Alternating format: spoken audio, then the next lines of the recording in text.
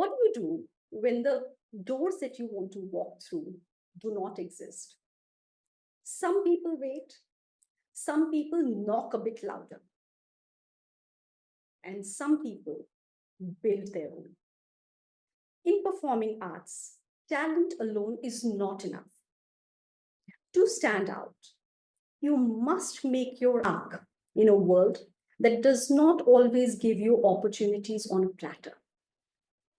My guest today has done just that. She not only stepped onto the stages, she's created her own. If you've ever wondered how to thrive in a world where opportunities do not exist for you, then today, this is for you. Welcome, Shalima, to Realizing with Richa. Thank you so much. That was such a beautiful introduction. Thank you. You are an amazing. Humbled and honored. Thank you. Lovely to have you. Likewise. Thank you for coming. Thank you. Thank you. So, Shalima, I see that you work from home. Yes. And home for us is a sanctuary of comfort and love and growth. Absolutely. How do you see home? Exactly those things that you said. So it's a sanctuary of love, warmth, where my kids have grown up. And honestly, it's not just a space. Home for me is also my spouse. So, once he's with me, I could be in Timbuktu and I feel at home, right? So that is what home also means for me. I tell him, I said, you're my universe. So, I could be carrying my home along anywhere, be it Bali or India or Canada, America, wherever. Having said that, of course, I've created this space here to not only live in, but also work from. So I get the creative ideas from here. I get that peace to think creative ideas from this place. And it's a sanctuary which is filled with love, gratitude, positivity, hope, and excitement. Right, right. Such beautiful words, Shalima. But tell me, as a creator, are there times when you have a creativity block, and how do you overcome them? Interesting question. Yes, as a creative person, there are a lot of creative blocks that come in. So for me, two things work. One is connecting with the Almighty. That is the most important thing for me. That connection I value, I cherish, I rely on for anything and everything in my life. And second thing is I'm a people's person. So connecting with people, collaborating with people, that works the best for me. So be it events, be it theater, be it film production, I have thrived because of collaborations. And then again, I would like to thank Almighty here because I guess I attract the right kind of people, right? So be it films, for example, Dominoes. It was 2 hour long full length feature film that we created, and I had no experience or expertise of creating such a huge project just because I had that amazing set of people around me. Not 5, not 10, not 30, but 100 people were involved in putting Dominoes together. And I thank each and everyone from the bottom of my heart for coming aboard, for being supportive, for joining me in my passion wholeheartedly.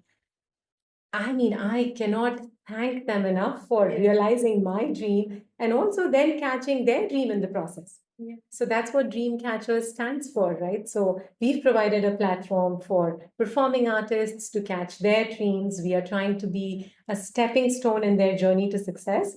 So if you think you're a fab singer, you've been singing in parties, we provide a platform for you to come aboard and sing in front of a larger audience. We give you that platform, be it an actor, a singer, a dancer, not just adult, not just children, everyone, right from 3-year-old to a 70-year-old, through our platforms like Runway Mom. We've had women who are 70 plus work with their grandchildren and their daughter and daughter-in-law. So we have provided those niche platforms for women to shine, for people to shine, for people to catch their dreams. And so I feel blessed that even when there is a creative block, I can reach out to these people. I've created these connections in the process of building dream catchers in the last 14 years. We're going to complete 14 years in April. Right. Yeah. So, and I value that a lot. And so if the creative block comes, it goes away as well. So that's nice to hear, because I think in the end, people always bring solutions. Absolutely. That's what you say Absolutely. too, right? Yeah. So tell me about the performing scene in Singapore. What are the challenges that you face, and how do you manage them? And what does success mean to you today from the time you started 14 years back? Oh, wow. So those are very loaded questions. Yes. And I hear 2 to 3 questions in that. Yeah. So, challenges for performing arts and artists in Singapore are opportunities. Pay, it doesn't pay, right? So, as a producer, I'm saying that. As an actor, I'm saying that. There are not enough sponsors coming aboard. There are not enough people coming to watch theater, and producers rely on that money. So, because they rely till the last minute for tickets to sell, they are not able to spend enough in marketing. So, it's a chicken and an egg thing, right? So, there could be a lovely product you're making, but if people don't know about it, they will not come to the theaters to watch it. And if you're not spending enough in marketing, people will not know, right? So, that's a situation most of the producers here face. I've interviewed some personally as well, and I'm a producer myself. So that definitely is a pain point. The second pain point is because people are working in this industry for passion, they hold daytime jobs. So rehearsals happen only on weekends. So in that sense, you need to really plan. Like for Dominoes, we had people working in Meta, and they were bankers, and they were daytime professionals. So we shot weekend to weekend to weekend. So we shot literally over 6 months, and then we edited over 3 to 4 months. So it was like a whole year project, right? Now, obviously, because it doesn't pay as well or pay at all, people have to have their daytime jobs. So that also becomes a pain point, that you can't just get 20 straight days from an actor and put up a show in 2 months. You need to plan good 3 to 4 months runway to then put up a show, right? So these are the pain points. And how we've overcome them is, again, weekend to weekend to weekend. It takes a lot of energy, stamina to get people together, to match their schedules, to even decide on a rehearsal time for weekends, because people don't want to spend all their weekends just doing this, right? So they have social life, they have other things to do. So that's another issue. And what was your third question? Sorry. So I said, what does success look like to you now from the time when you started? Right. So actually, when you say started, I'll go back to when I started my career, right? So the definition keeps changing. When you're much younger, it's like, oh, this project should be successful, and that's success. And then you move on to the next and next and next. Now, at this point in my life, when I'm able to do any project or anything in my life, be it projects, work, friendship, anything, from a place of love and not a place of fear, that itself is successful. So if we are sitting here and spending time together and talking to each other, and I'm doing it because I love to do it, this is successful already, right? So any project that I now dive into, it's only from a place of love. Because as you grow older as well, so I'm not that old, but yeah. So as you grow older, but I'm not in college either, one realizes that time is precious and time is running out. You don't want to spend time in stressful situations with stressful people, unhappy, in a competitive environment. No, I don't want to do that. So anything I take on from here on, which I've been doing for a couple of years now, is solely because I love to do it, because I love the people that are associated with it, and because it comes from a place of passion, and not because, oh, I have to do it. By God's grace, in a position right now that I don't have to do anything, right? So I do it because I want to do it. And there's a huge difference in that. And so when I'm able to do that, I'm successful. I'm happy, and I sleep peacefully at night, and even friendships for that matter, even your social life for that matter. You don't mingle or meet with people because you have to, or because they're a part of a group and you have to. No, you don't have to, because anyone and everyone you interact with either add to your energy or drain it. And I am very protective of my energy. Yeah. So I like my boundary and I don't let people step over it. Yeah. And that suits me fine. And that's the way I am. You Yeah. like it, you take it, you Yes. don't, I'm happy. Yeah. I think very wise words there for everybody. And I think especially for teenagers. We should know where to put our boundaries Yeah. so that we protect our peace. And don't come under any peer pressure. I mean, Yeah. usually teenagers do, Yes. oh, this is the in thing, or Yes. smoking is great, Yeah. or because everybody else is doing it, Yeah. be unique. Yeah. Be you. Yeah. Don't do things that you don't want to do, Yeah. but everybody else is doing it. Right. So you be different, you don't do it. Right. And the right people always gravitate. I've Yeah. noticed that in life. Yeah. You always attract your tribe through your vibe, Yes. right? So Yes. if your vibe is correct, Yeah. your tribe will come around. Yeah. It may take a bit longer Yeah. than you expected to, Yeah. but they do come around. Yeah. So you also have to be patient. Yeah. Be at any age group. I Yeah. mean, teenagers for sure don't come under peer pressure, but even adults, sometimes, we do come under peer Yeah. pressure. Just give yourself time and the right people will come around, because I've noticed so many friends moving out as well, all right, of Singapore, and they're moving into different countries at this age. Then they feel that, oh, to adjust, to find a new set of friends is not that easy. And when I'm chatting with them, I always tell them, I said, you will attract your tribe. Yeah. Just be patient. Don't just enter any group if it's not Yes. giving you happiness. Yes. At the end of the day, you need to meet people and come back home happy, Yeah. and not come back home stressed or Yes. they drained my energy. Right? Yeah. So yeah, so that works for me. Yes. Yes. No, I agree. And I think if you don't have the right people around you, then just to be at peace with your own self. Right. I think that's Right. important for all of us to know, and Absolutely. especially the younger kids who are Yes. watching this. Enjoy your own company. It's so important, right? True, true.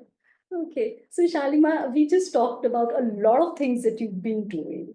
So tell me, out of all these hats that you wear, Mhm. which one is your favorite one? And I know which one is my favorite for you. Okay. Okay, Interesting. Yeah. So I've been a cabin crew. I've been a PR professional. Yeah. I've been an entrepreneur wherein I had a company called Stepping Stones, placement company. Yeah. Because I've done fashion designing, I had a clothes company, Yeah. and then I started off with Dream Catchers. And that started off with an online platform, moved into events and theater and film production.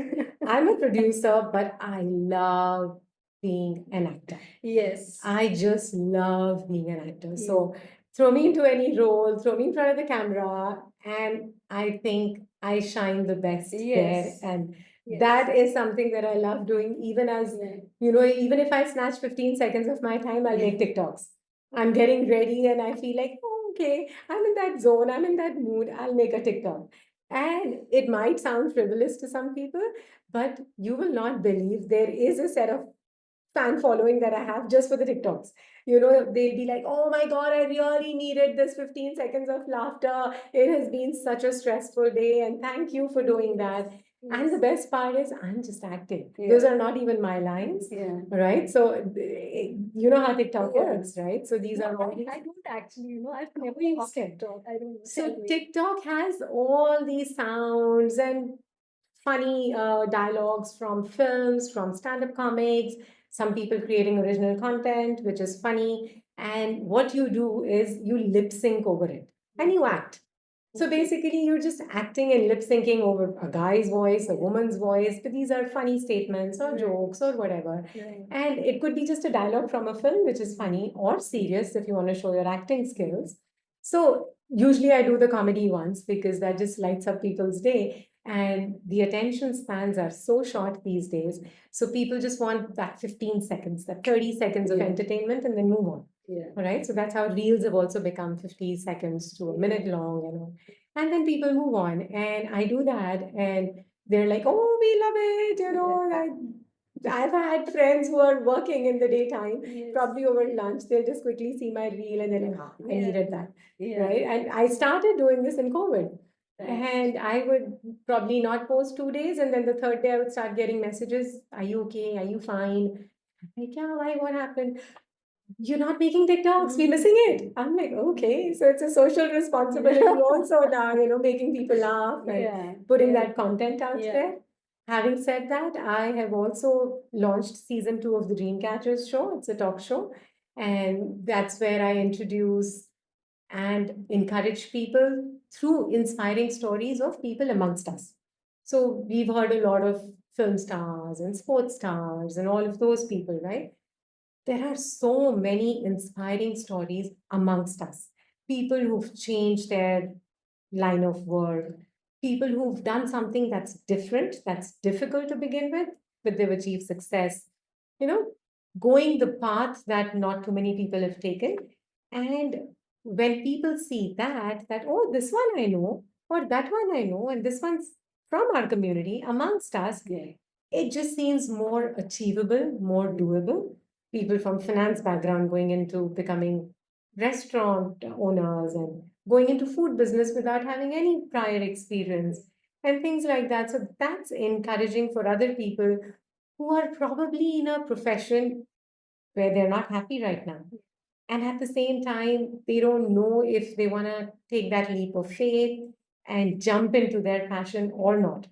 When they see these people doing that, it encourages them. Yeah. Right. So that's that's the latest project I'm working on. Yeah. And I also, God willing, plan to produce a short film this year. Right. I've put it out in the universe. God, make it happen now. Yes, it will. It will definitely. Yeah. I watched this a short video of yours, which you shared also. It's about the story of a helper, Right. and I just couldn't take my eyes off. Oh, And sister. I think it wasn't only the acting; it was also the storyline. Right. I don't know how you got into the mind of a helper and how did you put it out there? Right. So So the are you process. talking about The Lighthouse or are you talking about Jussie? Because I played helper in these two films. Okay, tell me the one which is your Okay. favorite. So Jussie was the first film. I dived into theater production just before COVID hit. And in fact, when COVID just started, we had our second theater production and it was in full swing and the shows were about to happen. And we were hearing news of, oh, these many cases detected here and those many detected there. And it was a very scary time. I think that was the time, first time in my life, I experienced an anxiety attack because people were calling and asking, is the show still happening? Because it was sold out. We had 5 shows. But of course, people were scared. It was so new. And they were calling and asking, are the shows on? And I'm like, yes, they are, because we have 60 artists from so many different nationalities who are a part of the show. They have put in 6 months of their time, energy, and effort. And the government hasn't said stop, right? They have given us protocols to follow, but they haven't said stop. So we are going ahead with it. And last minute, sanitizers were off the shelf. There were no thermometers. We arranged it from different parts of outside of Singapore. That's when I felt the pressure of handling not only a project, but also the safety of the people who were coming to watch it.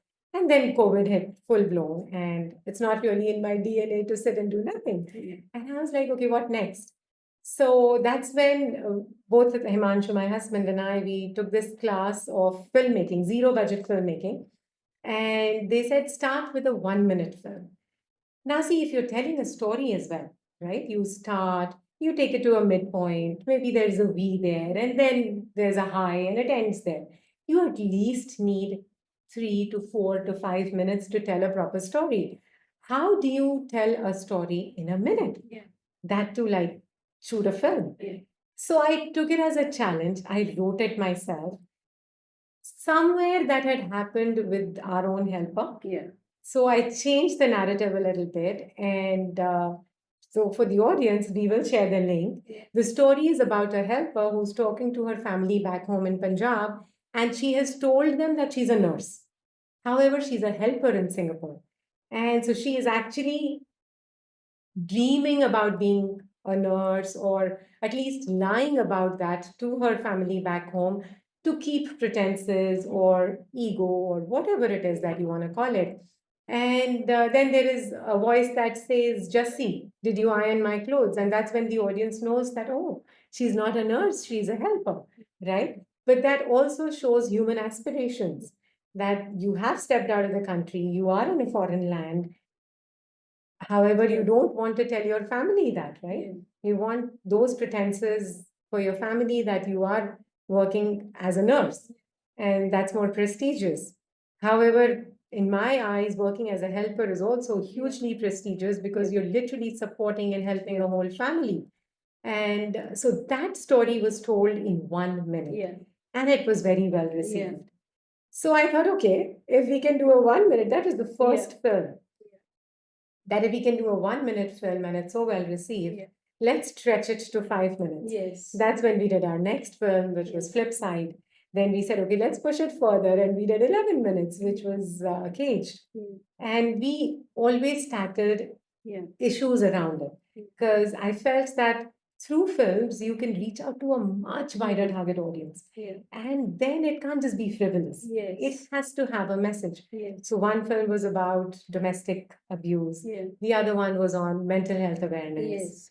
And then we made one thriller, which was again a very interesting thing called Soulmates. Yeah. That was a 7 minute film, as it was part of a 50-hour filmmaking challenge. So that was almost like The Amazing Race. Friday, there's this company that runs in India, and so Friday, you have to join that contest. Friday, they give you the log line or the tagline, and then you have to start writing and making a film around that subject and submit it by Sunday night. Right. So Friday morning they give it to you, and Sunday night with the story, with the shoot, with everything done, editing, music, da da da, you have to submit it. Right. And it so happened that we had taken on commitment of workshops on Saturday and Sunday, so our time reduced significantly from those 50 hours as well. Yeah. We still came up with the story idea. Like Friday night, we slept on it. Okay, it can be a thriller, it can be this, it can be that. Saturday, we shot. And because just 2, 3 people were allowed outside, so we took our camera standees and we shot with that, following all the COVID protocols. Yeah. And then Sunday, we started, after our course that we were doing, we started the editing, Yeah. music, Yeah. the sound, because when we shot outdoor, the sound Yeah. wasn't clear. Yeah. So we had to dub. Yeah. And then not only dub, but edit the whole thing. And we're looking at the time, and oh God, we have to submit. And so it was literally like The Amazing Race, wherein, your points keep getting deducted if you submit later. We didn't win, but that was the most exciting experience. There were some 30,000 entries for that contest. So I was like, whoa, imagine the kind of content people have created in the 50 hours. Imagine that. That's the kind of content that's out there, and we were part of that. So it felt really good. And after that, we kept making films. I was a part of other people's productions as well as the main lead.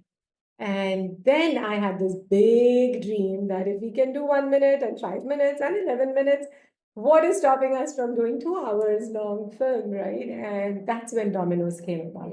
And the entire team. And it was a different ball game altogether. It wasn't 20 into 5 or 20 into 6.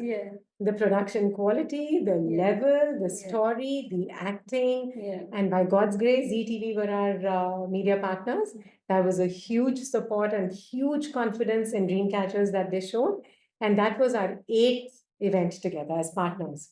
So we've done Superstar Singapore, Runway Talent Hunt, Runway Mom, iVenture, which is a platform for entrepreneurs. And now this Dominoes, they came aboard again, and it was phenomenal. That has been the most exhilarating, challenging, I would say the best experience so far of producing something above and beyond my means, dreaming that big and then seeing it materialize. We had a whole red carpet on our first showcase of the film in Carnival Cinema. And it was such a cake because Pathan was playing that time. So if someone went to the Carnival Cinema website, it would be like Pathan, Dominoes. Pathan, Dominoes. I'm like, yes, yes, that's like Shalima, great. It just felt like such a cake. Was your poster just next to So online, it shifts, right? Like these are the two films playing. So it was like Pathan, it would swipe, and then Dominoes, and then Pathan. And Pathan, of course, was a super hit. So people weren't really watching it in Carnival Cinema. It's a 1,000-seater. People were probably going and watching it in GB. So the person who runs Carnival said, "Oh, you have sold 700 tickets. Pathan isn't selling as much." And I was laughing. I said, "So kind. Pathan is probably selling out in GBs and not Carnival." But yes, No, it was I a don't big think kick. so many people watch Pathan. I haven't. No, but it was a kick. I mean, I can't even explain. And the whole red carpet, people came dressed to the T for it. We were all in our gowns and our suits, and we created like the whole red carpet event out of it. And the best thing is, so many friends come, right, to support you. Yeah. You've done such a big deal. So many of the friends were a part of the project. And when they actually saw the film, and then they were like, "Oh my God, this was so good." Because they didn't expect it to be good. They came to support a friend. And when the product turns out good, so our creative director, Sanjeev, he came up to me and he said, "You know what? Someone actually came to him and said, 'Yeah, ye to sachi mein achhi thi.' That this was actually really good. That I came to support you, but the film was actually really good." And that was such a genuine compliment, right? That they didn't come expecting it to be of this quality or this caliber or the actors to be so good or the storyline to flow so smooth and seamlessly. And then to see Singapore in that light with local artists and all, it was a treat for most people. All right. Of course, you'll have a few here and there who will never like anything because of them. No, But you don't have to go so far. See, Right. I'm very good at spotting potential. So when I see that you are good as an actor, and I tell you that, my favorite role out of everything is you acting on the screen, then you really are amazing. Oh, thank you. Thank you so much. No, so that was like, that was amazing. Yeah. So that's that. And imagine after producing those short films and then this full-length feature film, to be able to call myself a film producer. Oh, really? Okay, that's a dream come true. So I believe in putting things out in the universe. I believe in setting yourself with such goals that they keep you up at night. So usually people are like, "Oh, when I sleep, I dream of this." I'm like, dream so big that you're not able to sleep. Right? Your dreams should scare you. That's when it's fun. That's when it's exciting that, "Oh my God, I've dreamt so big. It's beyond me." But you have had the capability, the capacity to dream it, leave it in the universe. And God has his way of making it happen. Right people will gravitate, right places will gravitate. And I always say this, whatever's happening in your life is God's blessing. And whatever is not happening is God's protection. And we need to believe in both, right? Both his blessing and his protection. And with that, I think everything's achievable. But of course, you have to have some plan. You can't just put it out in the universe and then say, "Okay, do it." You have to work very, you need very to have hard. a step-by-step plan. To do that. Okay, Shalima, I'm very interested in what you said earlier, that there were 30,000 entries for the contest that you had submitted. 30,000. Oh, sorry. Okay, yeah, IFP challenge. Right. Yes. So that shows us that it's so many performing artists, right? So there is a lot of talent out there. Absolutely. Now, if somebody wants to seriously pursue it, then what should they do? What is your advice to them? All right. So it depends on what stage of life they are at, right? So if it's a young person looking at making this their career, then by all means go out, do the courses you need to do, learn the craft really well, work on your physique, work on your tonality, everything that you need to do as an actor, be it a lady or a man, right? Dive into it deep and then try and make that your profession. However, if you realized a little late in life that, "Oh, this is my passion," and you're already working in a corporate job, and I would definitely not advise that leave your corporate job and dive into this. As I earlier said, especially in Singapore, not easy to make money. I cannot comment about Bollywood, Hollywood. However, I know it's not that easy there either. Lots of people land in Mumbai trying to make this dream happen, and it doesn't materialize for everyone, right? Not just because they're not talented, also because of lack of opportunities for everyone. So everybody doesn't get equal opportunity, so to speak. So when you realize that you have that potential, you have that passion, then again figure out how much passion do you have? How interested are you really into it? If you really are passionate, then there are a lot of theater productions happening, there are a lot of films that are being produced, and you can take it as a passion. Don't expect to get paid, don't expect to make a living out of it, but use it as a passion, hone your skills. Again, I believe in being a student of life. So you can never stop learning. And that is something we can learn from the Japanese people as well. You ask an 80-year-old, what's your favorite painting out of all these? And he'll say, I'm yet to make one. Right? So that's the kind of commitment to any passion that we have, be it acting, be it sports, be it drawing, anything, you need to put in that kind of effort, passion, hard work. And then there are opportunities that will open up. So definitely don't think, oh, I know it all. I'm such a good actor. Oh, I'm a fab singer, or I'm a great musician, or I learn on YouTube. Spend money, go invest in your craft, and that's when you will become the best at it. Once you're good at it, then there is no stopping you, right? Then you join weekend classes or you go for your rehearsals on weekends and join any theater production. People are always looking out for good actors, for good musicians, singers. You're good, you'll stand out. You do one production, you will get picked up by so many others. Fabulous, fabulous. So, Shalima, one advice that you want to give to your younger self. Interesting. I'm very young still, but however, Yeah, but a yes, 20-year-old you. yes, I would tell my 20-year-old self that trust in the process. It works out. As a 20-year-old, I can understand the restless energy that one has. How will this happen? How will that happen? And usually, what happens when there is that restlessness in us, no matter if you're 20 or 40 or whatever age, right? If there's that restlessness and the negative energy starts talking to you, what if that happens? What if this phase, da da da da da da da? It just has a snowball effect.